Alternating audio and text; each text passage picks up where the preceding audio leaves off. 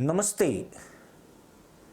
Canada की सड़कों पर उत्पात मचाते खालिस्तानियों के समर्थन में उतरकर पीएम जस्टिन ट्रूडो बुरी तरह फंस गए हैं।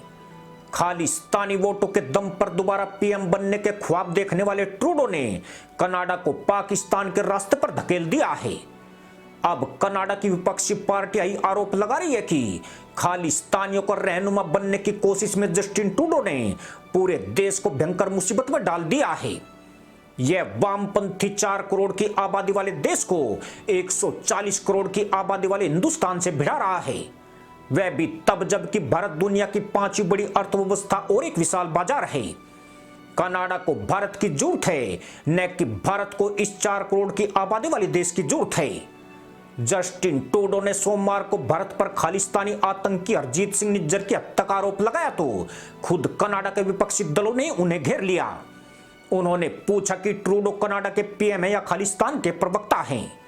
ट्रूडो की ओछी हरकतों के चलते भारत और कनाडा के रिश्ते रसतल में पहुंच गए हैं, जिसके बाद वे अपने ही देश में आलोचनाओं का शिकार हो रहे हैं। खास बात यह कि भारत और कनाडा के रिश्तों में खटास आते ही चीन और पाकिस्तान के दूतावास सक्रिय हो गए। उन्होंने जस्टिन ट्रूडो की नीतियों की तारीफ करके आग में घी डालना शुरू कर दिया। कनाडा में खालिस्तानियों के उभार के पीछे भी आईएसआई की साजिश है और पाकिस्तान ने सिख चरमपंथियों को भारी फंडिंग की है। वहीं जस्टिन ट्रूडो खालिस्तानियों में अपने वोट बैंक को देकर और आक्रामक हो रहे हैं। गौरतलब है कि कनाडा में बड़ी तादाद में चीनी पुलिस थाने खुले हुए हैं जो कनाडाई लोगों का जमकर शोषण कर रहे हैं, लेकिन जस्टिन ट्रूडो उन्हें रोकने की बजाय कनाडा को उस राह पर लेकर जा रहे हैं इस रास्ते पर दशकों पहले पाकिस्तान चला था। दरअसल जस्टिन ट्रूडो इस समय खालिस्तान के समर्थन से ही सरकार में बैठे हैं और ऐसे में वे जानते हैं कि अगर सत्ता पानी है तो खालिस्तानियों को खुश करना पड़ेगा। ट्रूडो के भारत पर आरोप काफी बेतुके लगते हैं, लेकिन उन्हें मालूम है कि इन्हीं आरोपों की वजह से उन्हें अगले चुनाव में कई भारतीय कनाडाई के वोट मिलेंगे। कनाडा में साल 2019 में आम चुनाव हुए थे और इन चुनाव में ट्रूडो बड़ी मुश्किल से जीत सके थे। जीतने के बाद भी वह सरकार बनाने में असफल रहे थे। ट्रूडो की लिबरल पार्टी ऑफ कनाडा को 157 सीटें मिली थी, जबकि विपक्ष की कंजर्वेटिव पार्टी को 121 सीटें हासिल हुई थी। सरकार बनाने के लिए ट्रूडो को 170 सीटों की जरूरत थी।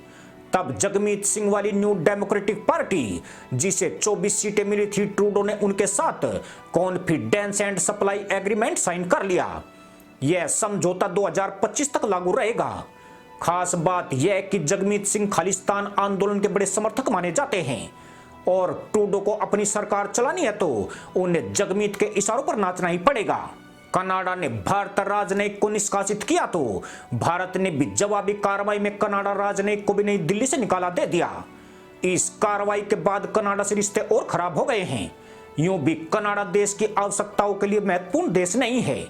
वित्त वर्ष 2023 में निर्यात के साथ दोनों देशों के बीच केवल $8 अरब का द्विपक्षीय व्यापार हुआ है और आयात लगभग संतुलित रहा था। भारत अपनी प्रमुख वस्तुओं के लिए कनाडा पर निर्भर नहीं है, जबकि कनाडा को भूमध्य सागर में भारत की बहुत जरूरत है। इसके साथ ही भारत का विशाल बाजार कनाडा के लिए आकर्षण का केंद्र बना हुआ है और जब पूरी दुनिया भारत में निवेश कर रही है, कनाडा इस रेस में पूरी तरह पिछड़ गया है। भारत कनाडा प्रारंभिक प्रगति व्यापार समझौते यानी ईटीपी पर बातचीत बंद हो गई है, जबकि कनाडाई लोगों ने भारत में $55 अरब से अधिक का निवेश किया है। इतना ही नहीं, 600 से अधिक कनाडाई कंपनियां भारत में काम कर रही है, जबकि 1000 से अधिक कंपनियां सक्रिय रूप से भारत में कारोबार कर रही है। अब अगर भारत इन कंपनियों के लिए नियम कड़े कर देता है तो कनाडा में हाहाकार मचना तय है। भारत चीनी कंपनियों के खिलाफ भी ऐसे कठोर कदम उठा चुका है।